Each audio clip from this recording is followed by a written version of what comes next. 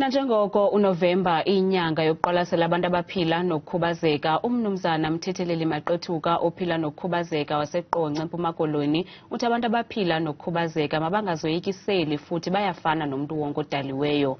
Le ndoda yakwaLizwi engumvangeli ngokwesihlalo kwibandla lamaWisile kwisekethe yaseQonce West yamkelwe ngezandla ezishushu kule sekethe. Kaloku kaMaqethuka befudula ezinze kwisekethe seGqeberha. Ncuthu mazangwa lomculo yenye indlela zokwamkela umnumzana Mthetheleli Maqethuka njengomvangeli ozinikeleyo ekwenzeni umsebenzi wenkonzo.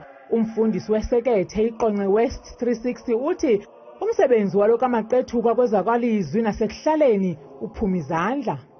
Idisability yakhe asiboni thina siyisekethe ngoba siye sakhuthaza sikhuthazwa sisipho esikuye ngaphezu kwemo yakhe ngoba umvangeli ungumuntu osebenzayo njengabantu wonke. Ugxaka mnumzana Maqethuka kwezenkolo uthi abasemagunyeni eWisile babone isiquququ kuye esingazideleli ngenxa yokuphila nokukhubazeka. Eyona nto siyithandileyo kuye ukubonakala into yokubana uzinikele enkonzweni, uyayiphilela, and ke njengoba simjongile nje ungumntu onomdla ekwakheni isekethe.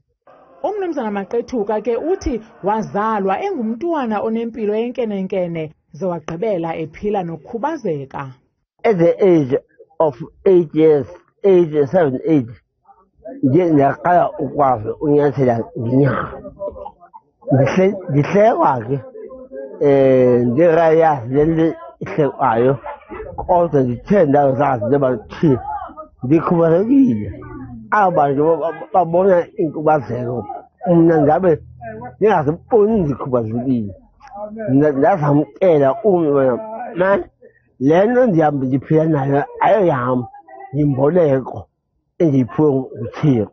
Ndaba ngumvangeli wenkonzo yamaWisile njengoba ke undibona ke ndinxibe siWisile ndimi ke nale nkosikazi yaseBathenjini uThixo awandipha yona. Phakathi kwezipho athiwe jize ngazo liqhosha elingenantunja nemfuyo. Ngomhla wesi-3 kuDisemba lusuku lokuqatshelwa kwabantu abaphila nokukhubazeka kwihlabathi.